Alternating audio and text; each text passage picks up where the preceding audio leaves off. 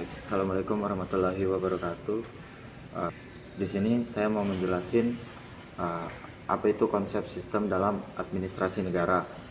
Pengertian sistem menurut Kamus Bahasa Indonesia tahun 2008, sistem adalah perangkat unsur yang saling berkaitan dan membentuk suatu totalitas.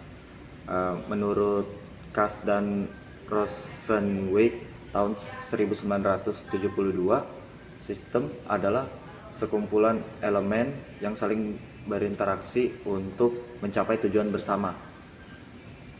Administrasi negara adalah sistem terbuka karena dipengaruhi lingkungan sosial, politik, ekonomi, dan budaya.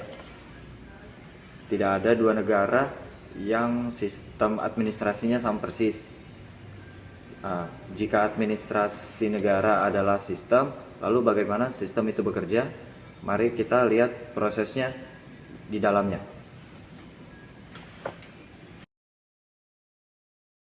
Menjelaskan administrasi negara sebagai suatu proses sistem. Untuk memahami sistem administrasi negara, kita harus memahami dua, yaitu yang pertama ada melihat lingkungan atau ekologi dan kondisi. Yang kedua, melihat administrasi negara sebagai proses. Proses sistem administrasi negara, yang pertama itu ada input atau masukan, yang kedua ada proses atau konversi, yang ketiga ada output atau luaran, dan yang terakhir ada feedback, umpan balik. Contoh sederhananya, input itu seperti aspirasi masyarakat, untuk proses itu seperti kebijakan dirancang, dan output itu peraturan atau layanan publik, dan yang terakhir feedbacknya itu evaluasi dan perbaikan. Definisi sistem administrasi negara, keseluruhan penyelenggaraan urusan negara dengan memanfaatkan aparatur dan sumber daya untuk mencapai tujuan nasional. Dalam konteks Indonesia, sistem ini dikenal dengan istilah SANI atau SANKRI. Selanjutnya, saya akan membahas pengertian dari Sistem Administrasi Negara Kesatuan Republik Indonesia dalam arti luas dan arti sempit. Dalam arti luas, Sistem Administrasi Negara Indonesia disebut dengan Sistem Penyelenggaraan Negara atau SPN, yang artinya sistem yang mengatur seluruh aspek kehidupan berbangsa dan bernegara. Yang terlibat di dalamnya bukan hanya pemerintah teman-teman, tetapi juga ada aparatur negara dan seluruh rakyat Indonesia. Karena Indonesia ini merupakan negara demokrasi.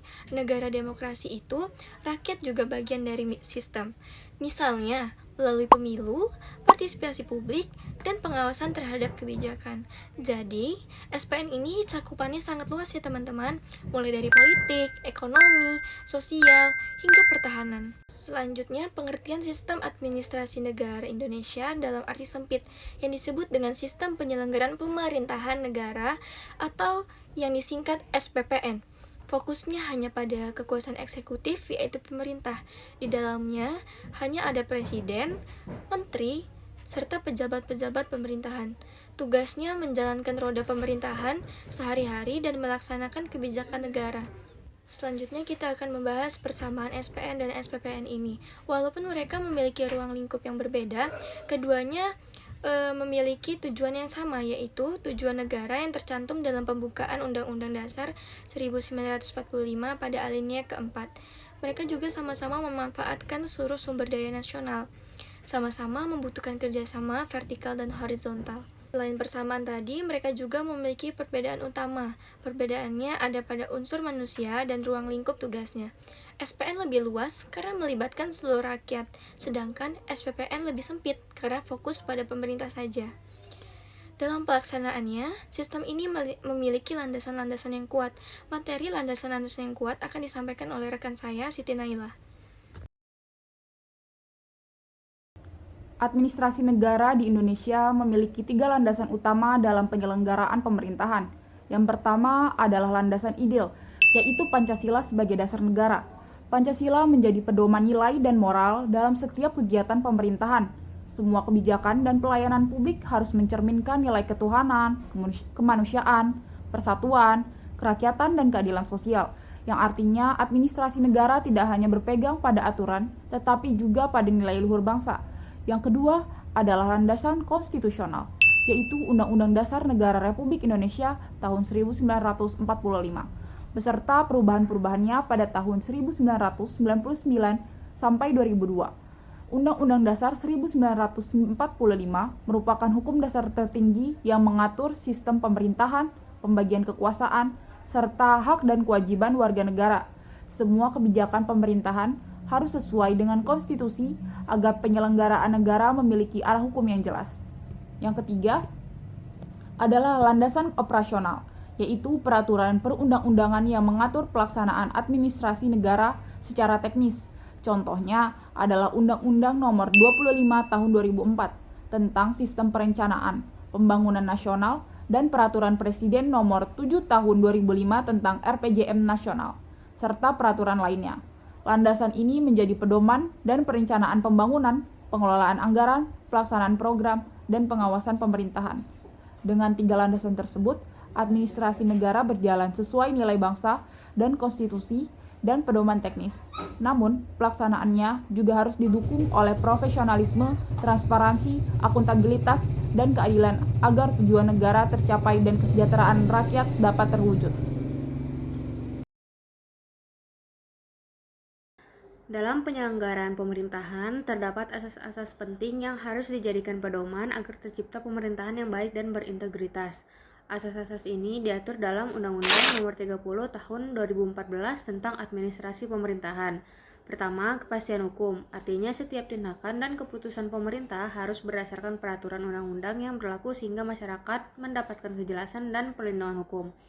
Kedua, kemanfaatan. Setiap kebijakan yang dibuat harus memberikan manfaat yang sebesar-besarnya bagi masyarakat, bukan justru merugikan. Ketiga, ketidakberpihakan. Pemerintah harus bersikap netral dan tidak memihak kelompok tertentu dan memperlakukan semua warga negara secara adil. Keempat, kecermatan. Dalam mengambil keputusan, pemerintah harus teliti, hati-hati, dan mempertimbangkan semua aspek agar tidak terjadi kesalahan administratif. Kelima, tidak menyalahgunakan kewenangan. Setiap pejabat wajib menggunakan wewenangnya. Keenam, keterbukaan. Pemerintah harus transparan memberikan informasi sehingga masyarakat dapat mengetahui dan mengawasi jalannya pemerintahan. Ketujuh, kepentingan umum. Dalam setiap kebijakan, kepentingan masyarakat luas harus diutamakan di atas kepentingan individu atau kelompok. Dan yang terakhir, pelayanan yang baik